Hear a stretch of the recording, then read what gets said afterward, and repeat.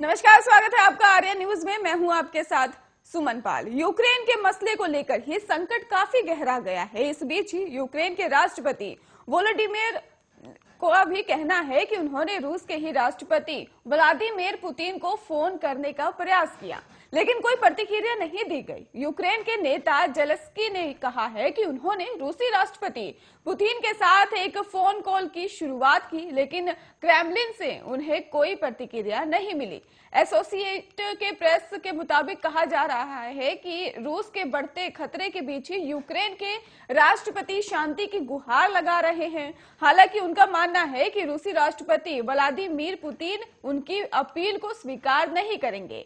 बुधवार देर रात को ही राष्ट्र के नाम पर एक भावनात्मक संबोधन में यूक्रेन राष्ट्रपति ने ही रूस के दावों को खारिज कर दिया है। उनका देश रूस के लिए खतरा है।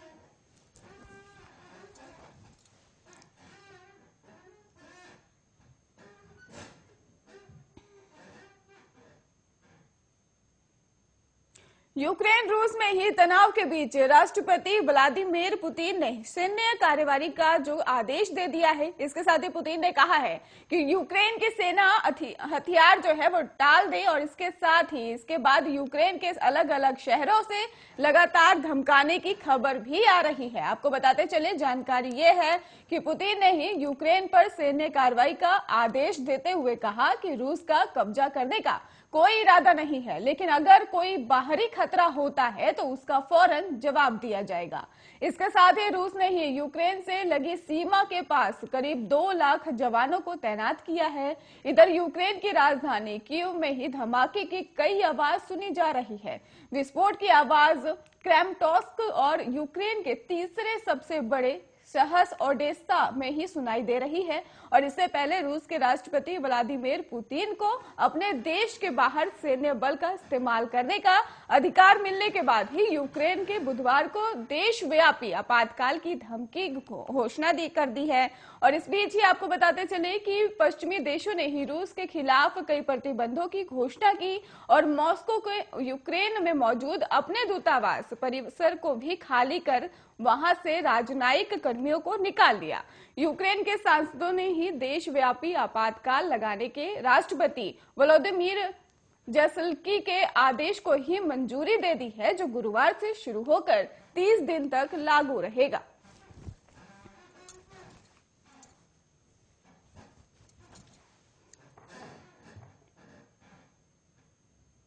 यूक्रेन और रूस के बीच के मौजूदा हालातों की परेशानी के बीच एक और ऐसा मामला सामने आया है जिसने प्रशासन की नींद उड़ा दी है।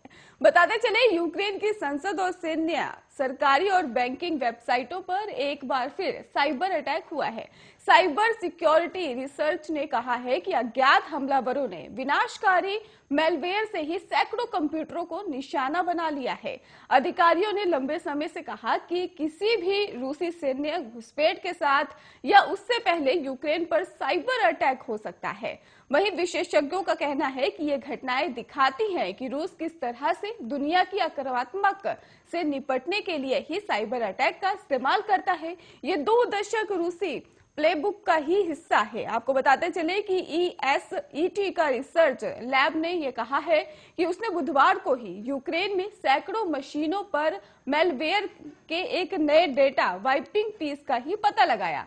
हालांकि अभी तक ये स्पष्ट नहीं हो पाया है कि इस साइबर अटैक से कितने नेटवर्क प्रभावित हुए।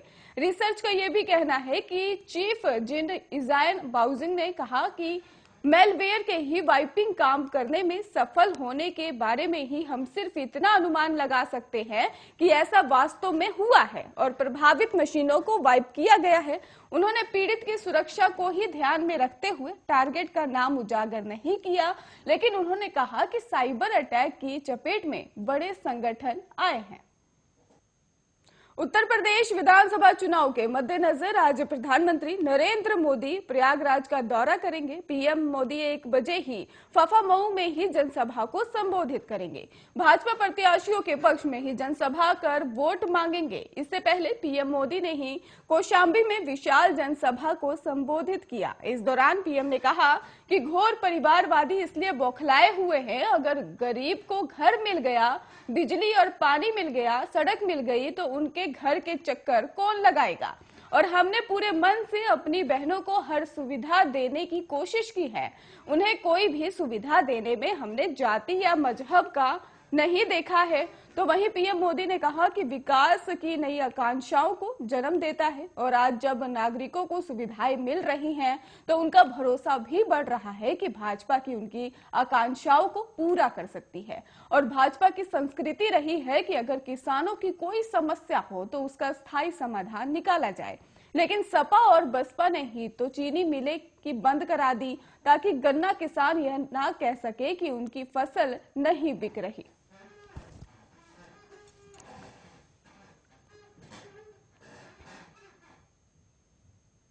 कर्नाटक में चल रहे हिजाब विवाद के बीच ही देश के अलग अलग राज्यों से भी हिजाब के संबंधित खबर सुनने को मिल रही है। और इसी बीच ही दिल्ली के आपको बता दें कि एक सरकारी स्कूल में ही हिजाब पहनने के कारण ही बच्चे को स्कूल में ही अपमानित करने का मामला सामने आया है। बताते चले कि कक्षा 6 के ही बच्ची के पिता ने स्कूल अथॉरिटी की ओर से उनकी बेटी को अपमानित करने का आरोप लगाया है, जबकि प्रिंसिपल ने दावा किया है कि ऐसी कोई घटना भी नहीं घटी है। दरअसल ये मामला तब सामने आया जब कथित घटना को ही लेकर काशिफ अफरोज का नाम के एक यूजर ने ट्विटर पर वीडियो पोस्ट किया।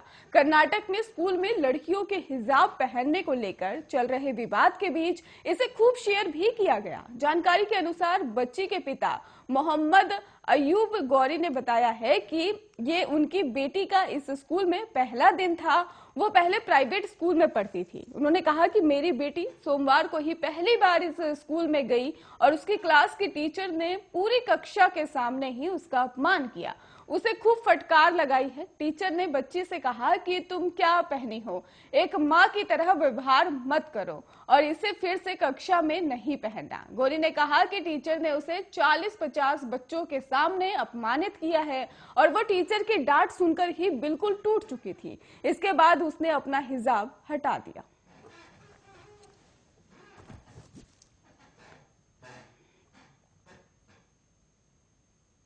वहीं महाराष्ट्र के मंत्री नवाब मलिक की गिरफ्तारी के बाद राजनीतिक तापमान भी बढ़ता हुआ नजर आ रहा है। तो वहीं नवाब मलिक की बुधवार की रात में ही ईडी के दफ्तर में हिरासत में बीती है, लेकिन आज महाराष्ट्र की सड़कों पर सियासी संग्राम देखने को मिलने वाला है, जहां दोनों पक्ष शामिल होंगे। एक तरफ जहां एनसीपी और मलिक के समर्थक और वहीं दूसरी ओर बीजेपी महाविकास अखाड़ी के नेता आज मुंबई में मंत्रालय के सामने ही प्रदर्शन कर नवाब मलिक को लेकर गिरफ्तारी का विरोध भी करेंगे। साथ ही आपको बताते चले कि बीजेपी पूरे महाराष्ट्र में सड़कों पर उतरकर नवाब मलिक के इस्तीफे की मांग करेगी।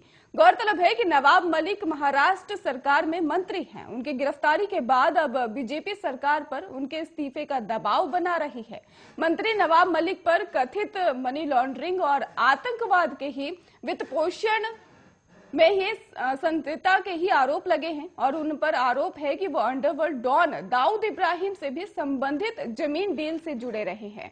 आपको बताते चले कि ईडी अंडरवर्ल्ड से ही संबंधित मनी लॉन्ड्रिंग मामले की जांच कर रही है। ईडी ने हाल ही में अंडरवर्ल्ड के खिलाफ केस दर्ज कर कई ठिकानों पर छापेमारी भी की है। इस मामले में कुछ हफ्ते पहले ही दाऊद इब्राहिम के भाई इकबाल कासकर को भी दबोचा गया था।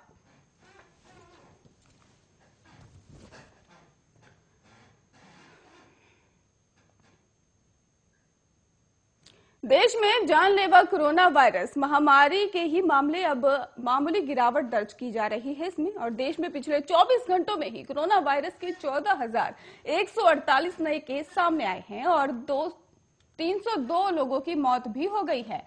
कल 15,102 मामले दर्ज किए गए हैं, यानी कि कल की तुलना में आज मामले घटे हैं।